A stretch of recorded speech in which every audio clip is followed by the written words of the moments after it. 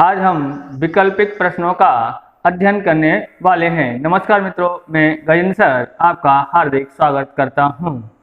निम्न प्रश्नों के सही विकल्प पसंद करके उत्तर लिखो। 7वां प्रश्न है, यदि दी गई आवृत्ति वितरण के लिए मध्यस्थ मतलब माध्यक को हम m से दर्शाते हैं। किसे दर्शाते हैं? m से। तो m बराबर दिया गया है 15.4 और माध्य दिया गया है, मध्यक मतलब माध्य कितना है? तो यह है x बार, इसको x से दर्शाते हैं, x बार से, और ये होता है 12.8। हमको बहुलक ज्ञात करना है, तो बहुलक ज्ञात करने के लिए हमारे पास सूत्र है z बराबर 3m माइनस 2x बार। 3 यहाँ लिखते हैं, m बराबर है 15.4 माइनस 2, x बार बराबर दिया है 12.8।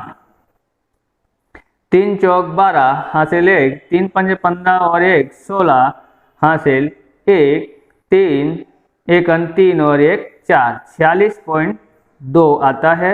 इसका गुणा करते हैं तो 2 अट्ठे 16 हासिल 1, 2 दूनी 4 और 1 5, 2 1 2 और ये आता है 25.6। अब इसमें से घटाते हैं, एक इससे लेते 12 में से 6 गया तो 6 पॉइंट, यहाँ रह गया 5, 5 में से 5 गया तो 0 और यहाँ रह गया 4, 4 में से 2 गया तो 2, 20.6, यानी कि हमारा ऑप्शन सी सही है। ऑप्शन सी हमारा राइट है। अंग्रेजी के कुल 26 मूल अक्षरों में से एक अक्षर पसंद करने पर वह स्वर हो, इसकी संभावना ज्ञात कीजिए। तो कुल अक्षर कितने हैं? तो अंग्रेजी के अक्षर हैं कुल 26 और स्वरों की संख्या, तो स्वर की संख्या हो इसकी संभावना, स्वर की संख्या। तो आप सबको मालूम है कौन कौन से स्वर हैं, जैसे कौन कौन से हैं?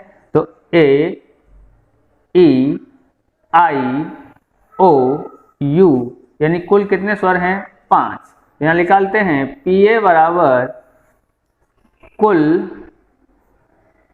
स्वर की संख्या अंग्रेजी के कुल अक्षरों की संख्या।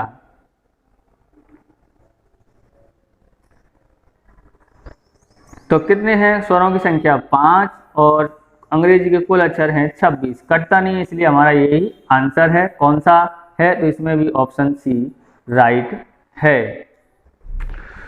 19वां प्रश्न है, sec 4a minus sec square a, इसमें से ऑप्शन है 10 स्क्वायर a माइनस 10 स्क्वायर 10 की 4 घात a, यानी 10 की 4 घात a 10 स्क्वायर a।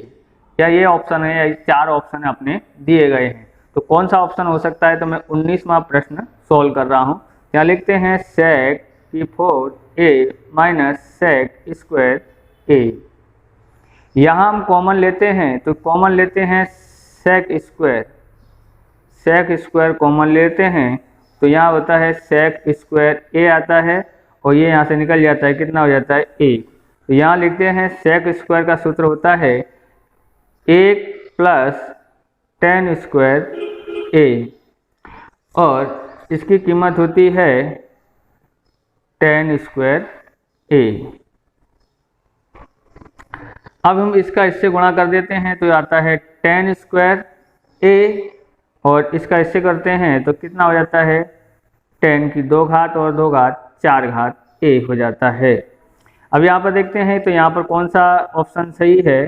तो यहाँ प्लस का निशान है, तो प्लस वाला सिर्फ यही है, लेकिन ये आगे पीछे लिखा है तो हम भी इसको ऐसे लिख देते हैं 10 की 4 घात a प्लस 10 की 2 घात a। इसका भी ऑप्शन सी सही है।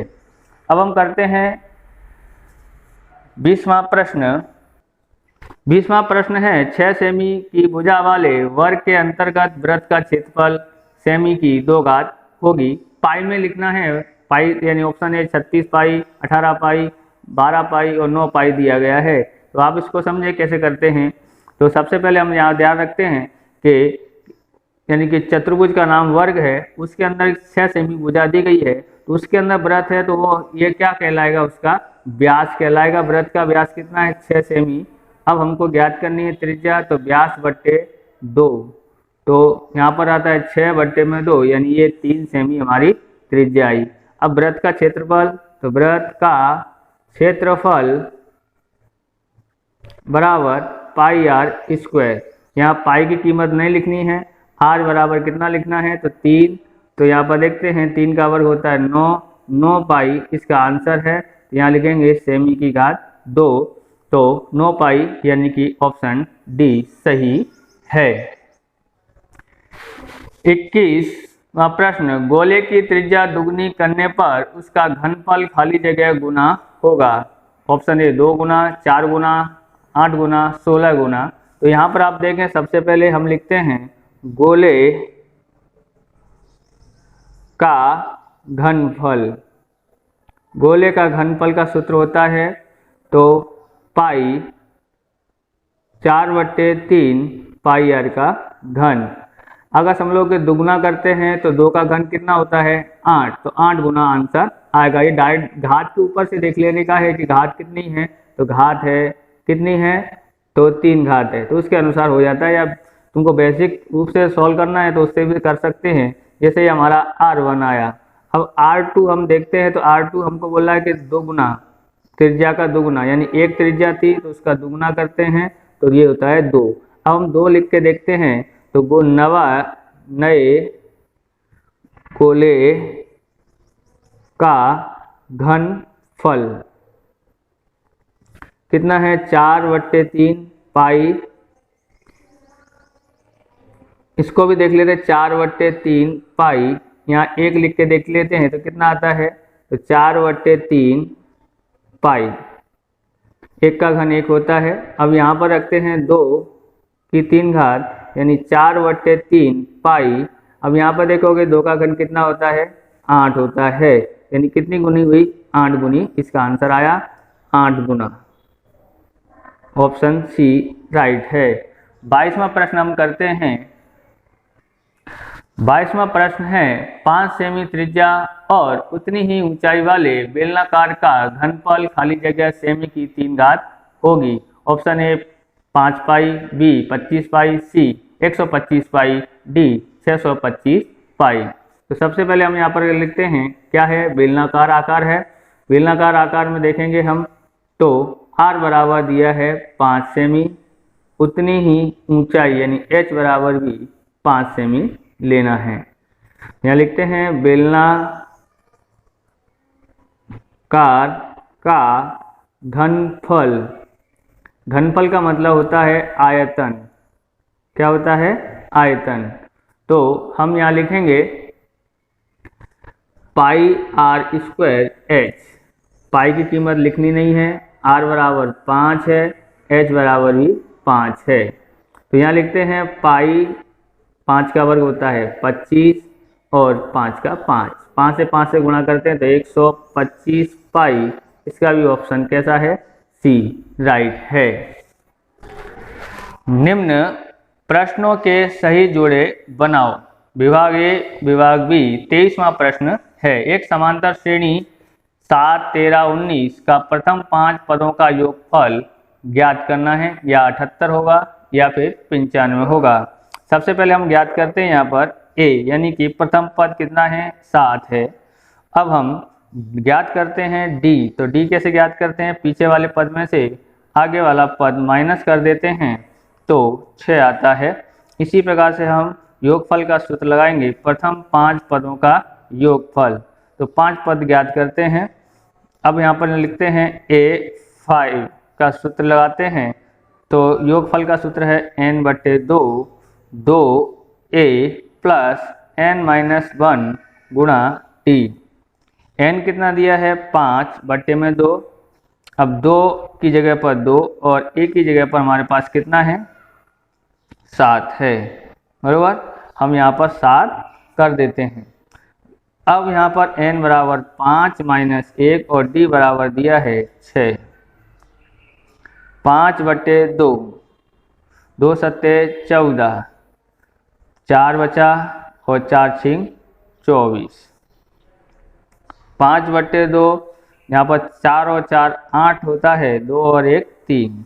अब इसका करते हैं, 2 से गुणा भाग दे देते हैं, तो 19 दूनी 38 आता है, 19 पंजे 95, तो A5 बराबर 95 आया। तो ये सही जोड़ा है, कौन सा होगा, तो A का B सही जोड़ा होगा। ऐसे ही अगला प्रश्न करते हैं। अगला प्रश्न है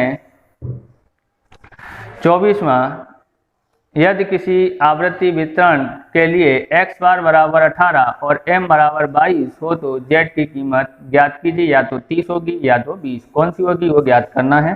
तो z का सूत्र होता है 3m - 2x बार, 2x बार।